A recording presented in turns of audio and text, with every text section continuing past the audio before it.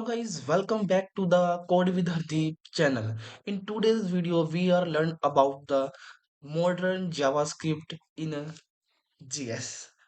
Okay, तो basically हम जो जावास्क्रिप्ट के ES6 प्लस फीचर्स को हम पढ़ने वाले हैं, जो न्यू फीचर्स ऐड हुए हैं जावास्क्रिप्ट के अंदर। ओके, एंड जो फर्स्ट वो है लेट एंड कॉन्सेंट कीवर्ड जो मॉडर्न जावास्क्रिप्ट के अंदर ऐड किए गए हैं। ओके, तो ये क्या काम करते हैं इनको मैं तुम्हें बताता हूँ। देखो, जो हमारा वैर होता है वो एक फंक्शन स्कोप्ड वेरिएबल्स होता है एंड इसको हम रीडिक्लेयर अलाउ करते हैं और इसको रीडिक्लेयर कर सकते हैं। एंड जो लेट वेरिएबल्स होता है ये एक ब्लॉक स्कोप्ड है और नो रीडिक्लेयर, मतलब कि अगर एक ब्लॉक ब्लॉक स्कोप के अंदर फॉर एग्जांपल्स के लिए नेम एज है, मतलब कि नेम नाम का एक वेरिएबल डिक्लेयर किया गया है, उसको हम दोबारा रीडिक्लेयर नहीं कर सकते उस ब्लॉक के अंदर, उसके आउटसाइड द ब्लॉक हम कर सकते हैं। और जो हमारा कॉन्स्टेंट वेरिएबल्स होता है ये ब्लॉक स्कोप्ड है और इसको कैन नॉट रीसाइन मतलब कि उसकी वैल्यू को चेंज करना, सिंपल सी बात है। और मैं तुम्हें एक चीज बताना चाहता हूँ कि वैर लेट कॉन्सेंट को मैं ऑलरेडी अपने जावास्क्रिप्ट के फर्स्ट लेक्चर के अंदर डीप में समझा चुका हूँ। सो इस वीडियो के अंदर इनके ऊपर बात नहीं करेंगे, जस्ट तुम्हें थोड़ा सा ओवरव्यू देना था, तो वो दे चुका हूँ। तो एंड फर्स्ट एंड इम्पोर्टेंट बात करते हैं अपने टेम्पलेट लिटरल्स की, जो मॉडर्न जावास्क्रिप्ट के ES6 फीचर्स के अंदर ऐड किए गए हैं। टेम्पलेट लिटर्स क्या होते हैं, देखो, तो इसका आउटपुट समझते हैं सबसे पहले। लेट कोरस जावास्क्रिप्ट, अगर मैं इसका आउटपुट चेक करूं तो वेलकम टू जावास्क्रिप्ट ट्यूटोरियल्स, तो यहाँ पर ये लिखा है। बट इसका ये जो है कि जो हमारे बैकटिक्स होते हैं, बैकटिक का यूज करते हैं हम टेम्पलेट लिटर्स के अंदर। ये जो लिखता हूँ ना मैं, ये लिख रहा हूँ, ये एक बैकटिक्स होते हैं। ठीक है, इनका यूज कैसे किया जाता है और क्यों यूज है, देखो। फॉर एग्जाम्पल्स के लिए मेरे को एक स्ट्रिंग लिखनी है, मैं कोई स्ट्रिंग लिख रहा हूँ। ठीक है, तो मैं डबल कोट के अंदर स्ट्रिंग लिख रहा हूँ और ये मैं चाहता हूँ कि यहाँ पर वो वेरिएबल्स आ दे।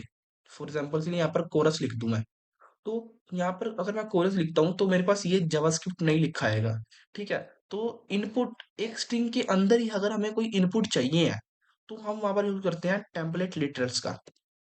फॉर एग्जाम्पल्स के लिए टेम्पलेट लिटरल्स लिखा मैंने, अगर मैं लिखता हूँ वेलकम, वेलकम टू, अब टेम्पलेट लिटर्स लिख लिया मैंने यहाँ पर।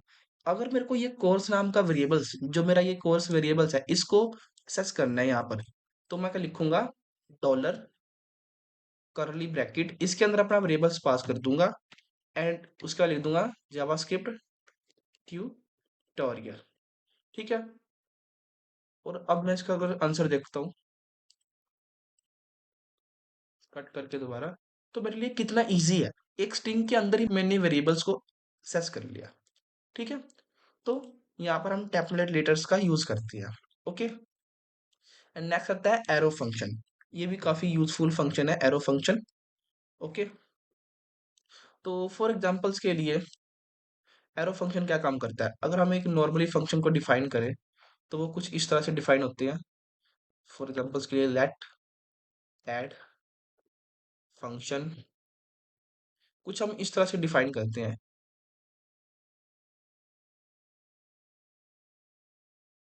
अनकमेंट कर दूं तो यहाँ से हट देगा। ठीक है, तो अगर मैं यहाँ से इसको ऐसे करता हूँ ऐड, ओके, ठीक है, तो हम कुछ ऐसी तरह से फंक्शन डिफाइन करते हैं के अंदर वेरिएबल्स डिक्लेयर कर ले, इंट ए। ठीक है, इंट ए, ये सारा कुछ मतलब कि एक नॉर्मली फंक्शन को हम ऐसे डिफाइन करते हैं।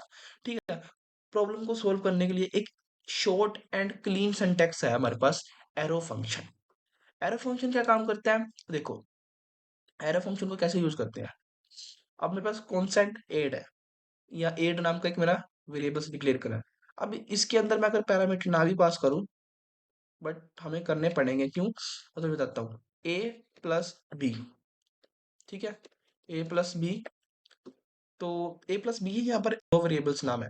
बट ये जो मेरे पैरामीटर है इसके अंदर मैं अगर ए और बी को पास कर दूं and direct console dot log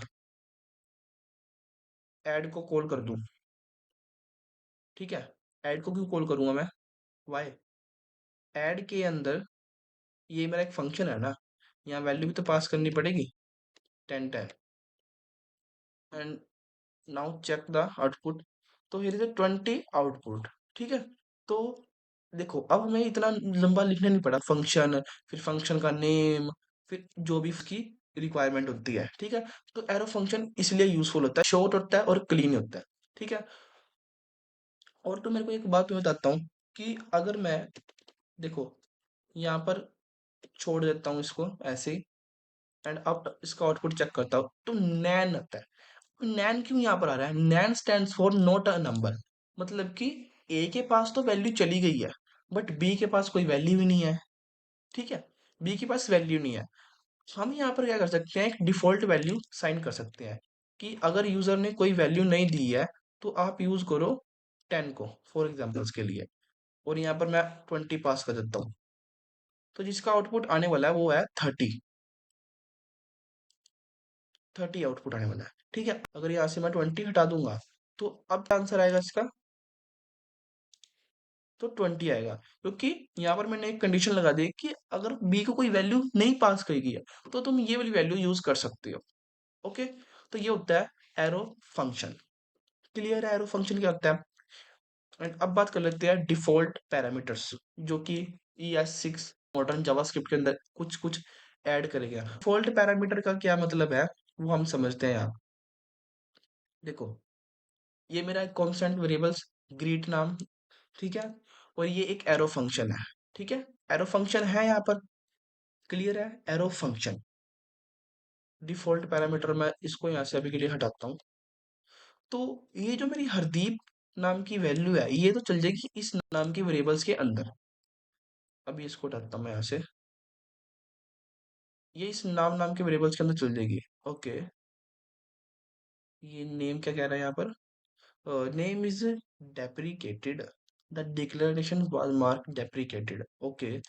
तो हम यहाँ पर नेम की जगह कुछ और भी रख सकते हैं, पी नेम। अभी के लिए हम यहाँ पर पी नेम रखते हैं एंड रन करते हैं। Okay, P name is not defined. Yes, P name is not defined, क्योंकि जो हमने यहाँ पर चीज लिखी थी नेम डॉट, हमने यहाँ पर वेरिएबल नहीं पास कर रहे एक्चुअली में। पैरामीटर में वेरिएबल पास करना मस्ट इंपॉर्टेंट है। तो जो डिफॉल्ट पैरामीटर ने काम करा था वो क्या काम करना है कि हम यहाँ पर एक डिफॉल्ट नेम सेट कर सकते हैं, जॉन। हम डिफॉल्ट नेम सेट कर सकते हैं। अभी के लिए तो जो नाम हम पास कर रहे हैं हमारे पास वही आउटपुट आने वाला है। ठीक है। देखो, सेव करते हैं तो हेलो हरदीप मेरे पास आ जाएगा।